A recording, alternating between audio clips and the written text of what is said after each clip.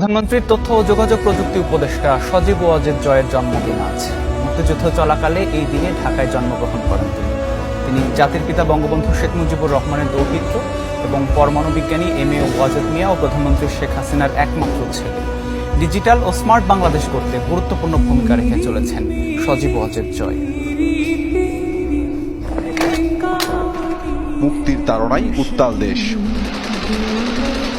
৭১-এর মহান মুক্তিযুদ্ধের বারুদ জ্বলা সেই সময়ে ঢাকায় পরমাণু বিজ্ঞানী এম এ ওয়াজেদ মিয়া ও শেখ হাসিনা দম্পতির ঘর আলোকিত করে আসেন নতুন অতিথি।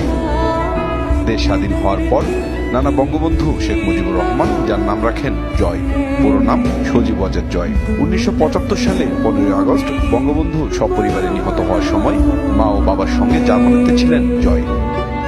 পরে মায়ের সঙ্গে রাজনৈতিক আশ্রয়ে ভারতে চলে যান বঙ্গবন্ধু দৌহিত্র। যুক্তরাষ্ট্রে কম্পিউটার সায়েন্সে স্নাতক এবং উচ্চতর ডিগ্রি নেন হার্ভার্ড বিশ্ববিদ্যালয় থেকে। সক্রিয় রাজনীতিতে নাম লেখান ২০১০ সালের ২৫ ফেব্রুয়ারি পিতৃভূমি রংপুর জেলা আওয়ামী লীগের প্রাথমিক সদস্যপদ গ্রহণের মধ্য দিয়ে। পরে দায়িত্ব পান প্রধানমন্ত্রীর তথ্য ও যোগাযোগ প্রযুক্তি উপদেষ্টার।